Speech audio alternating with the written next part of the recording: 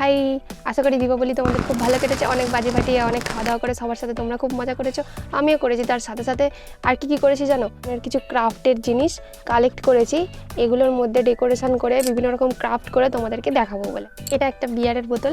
হ্যাঁ, এটা দেখে তোমরা আবার ভেবো না যে এটা আমি খেয়েছি, এটা আমি রাস্তা থেকে কুড়িয়ে নিয়ে এসেছি। কুড়িয়ে নিয়ে এসে এটাকে সার্ফ ও সাবান দিয়ে খুব ভালো করে ধুয়ে পরিষ্কার করে নিয়েছি। এই ভিডিওতে তোমাদেরকে আমি দেখাবো এই সামান্য একটা ফেলে দেওয়া বোতল থেকে তোমরা ঘর সাজানোর একটা কত সুন্দর জিনিস তৈরি করে ফেলতে পারো, অবশ্যই সেটা খুব কম খরচের মধ্যে। চলো প্রথমেই দেখে নাও এটা তৈরি করতে কি কি লাগবে। একটা কাঁচের বোতল, যেসব এয়ার ড্রাই ক্লে, ফেব্রিক বা অ্যাক্রিলিকের black colour, silver dust colour, আর একটা জলের বাটি, আর এইরকম একটা ছুরি, আর একটা কাপড়ের টুকরো, আর লাগবে ফেভিকল আটা। তো দেখো এরকম এয়ার ড্রাই ক্লেগুলোর দুটো ভাগে ভাগ করা থাকে, একটা হার্ডনার আর একটা রেজিন। তো দুজনের থেকে 1:1 ক্লে বার করে নিয়ে দুটোকে খুব ভালোভাবে মিক্স করতে হবে। ততক্ষণ মিক্স করতে হবে যতক্ষণ না এইরকম একটা কালার চলে আসে বা এইরকম একটা টেক্সচার আসে। এই ক্লেটা বোতলে বসানোর আগে যেইভাবে বসাবে সেইভাবে আগে আঠাটা দিয়ে দেবে, তার ওপর ক্লেটাকে যেই রকম আকৃতি করতে যাও সেই রকম আকৃতি। যেমন আমি এইখানে ক্লেটাকে লম্বা করে দড়ির মতো করে নিয়ে তারপরে আমি বসাচ্ছি। এইখানে আমি যেইভাবে বসাচ্ছি তোমরাও কিন্তু একইভাবে দেখে দেখে এইভাবে বসিয়ে নেবে।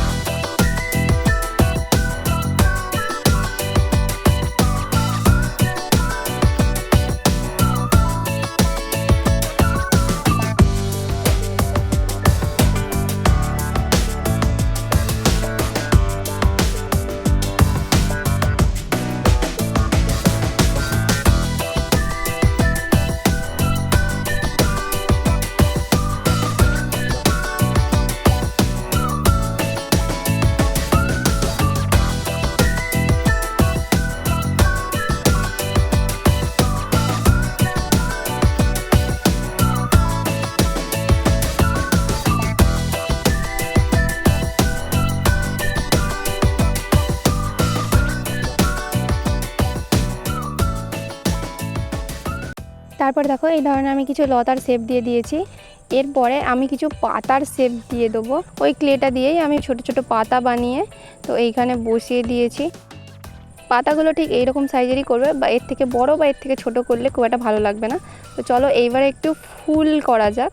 একটু ক্লে নিয়ে গোল করে এইভাবে বসিয়ে দিয়ে এইখানে কিছু একটা পেনের মুখ দিয়ে বা পেনের শীষের মুখ দিয়ে এরকম একটা ডিজাইন তোমরা করে নেবে।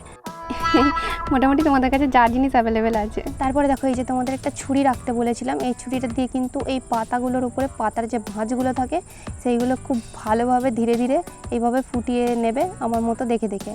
কাজটা তোমরা একটু তাড়াতাড়ি করার চেষ্টা করবে। এই ক্লেটা মোটামুটি 40 থেকে 45 মিনিট পর্যন্ত নরম থাকে। যতক্ষণ নরম থাকবে ততক্ষণ তোমরা এর উপর যা খুশি করতে পারবে, দাগ করতে পারবে এবং শেপ চেঞ্জ করতে পারবে। এটা যদি একবার শুকিয়ে যায় তো এর উপর না কোনো দাগ করতে পারবে, না কোনো রকম শেপ চেঞ্জ করতে পারবে।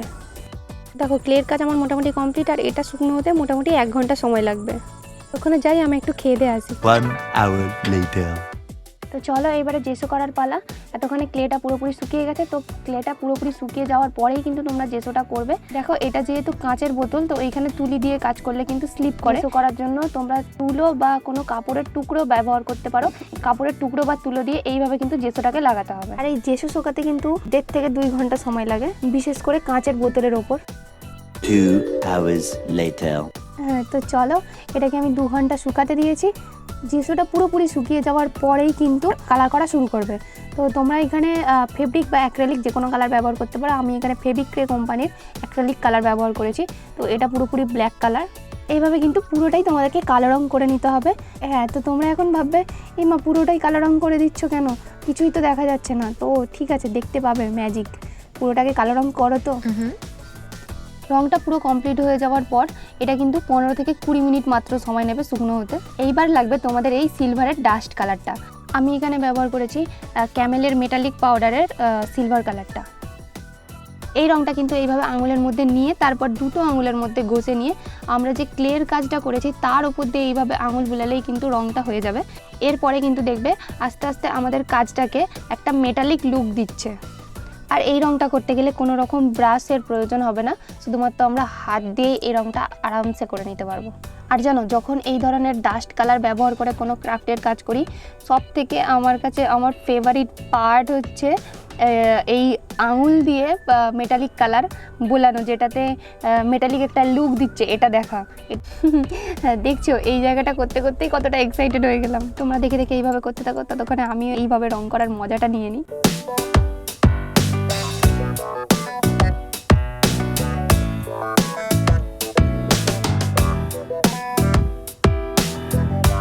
সিলভার কালারটা কমপ্লিট হওয়ার পর দেখলাম আমার কাছে কিছু বিটস পড়ে আছে, তো মনে হলো চলো এইগুলোও লাগিয়ে দিই এইখানে, আর এগুলোতে কেন ফাঁকা থাকবে। তোমাদের কারো কাছে যদি এই ধরনের বিটস থেকে থাকে তাহলে তোমরা লাগাতে পারো, যদি না থেকে থাকে তাও কিন্তু এমনিতেও সুন্দর লাগছে, এমনিও রাখতে পারো। আমি এখানে বিটসগুলো লাগিয়ে দিয়েছি, আর আমি এখানে ব্যবহার করেছি B7000 গ্লু। এবারে দেখো বোতলের যে মাঝখানটা ফাঁকা ছিল, তোমরা হয়তো ভাবছিলে এতক্ষণ যে এই জায়গাটাতে কি করবে। এই জায়গাটায় তোমরা কিন্তু তোমাদের নিজেদের ছবি বা আমাদের যার ছবি পছন্দ তোমরা তার ছবি একটু লাগিয়ে রাখতে পারো। তো এটাতে ছবিটা লাগানোর জন্য কি করতে হবে না, এখানে যে ফ্রেমটা যতটুকু আছে ততটুকু মাপ করে নিয়ে ছবিটা কেটে তোমরা এর সঙ্গে আঠা দিয়ে লাগিয়ে নিতে পারো। ডাইরেক্ট বোতলটার উপর আঠা দিয়ে তোমরা লাগিয়ে নিতে পারো। আমার কাছে এই মুহূর্তে কোনো ছবি নেই বলে সেই জন্য আমি এর মাপে একটা খবরের কাগজ কেটে নিয়েছি। কেটে নিয়ে এখানে একটা কাপলসের রোম্যান্টিক দৃশ্য ড্র করে দেবো। আমার কোনো ছবি আমার কাছে প্রিন্ট আউট করা নেই বলে তাই আমি এখানে খবরের কাগজের ওপর এঁকে তোমাদেরকে জাস্ট দেখালাম। এটা কিন্তু তোমরা নিজেদের ছবি এর ওপর লাগিয়ে এটাকে ফটো ফ্রেম হিসেবেও কিন্তু ব্যবহার করতে পারো। খুব সুন্দর একটা ফটো ফ্রেমের আইডিয়া আজকে আমার মাথা থেকে বেরোলো। এটাতে কিন্তু আমি পরে ছবি প্রিন্ট আউট করে নিয়ে এসে অবশ্যই লাগাবো। এটা বানিয়ে তুমি নিজের রুমেও রাখতে পারো বা তুমি কাউকে গিফটও করতে পারো। এটা একটা কিন্তু খুব ভালো গিফট আইডিয়াও।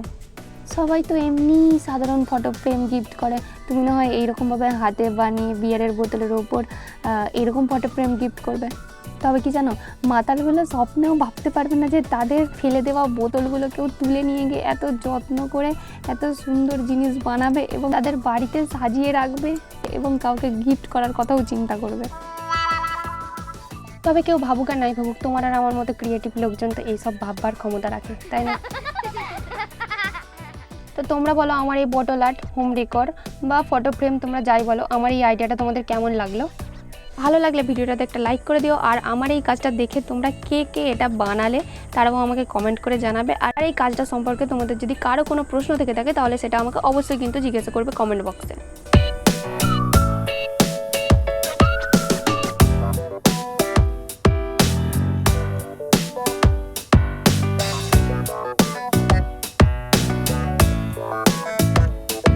তো বলো আমার এই ক্রাফট আইডিয়াটা তোমাদের কেমন লাগলো?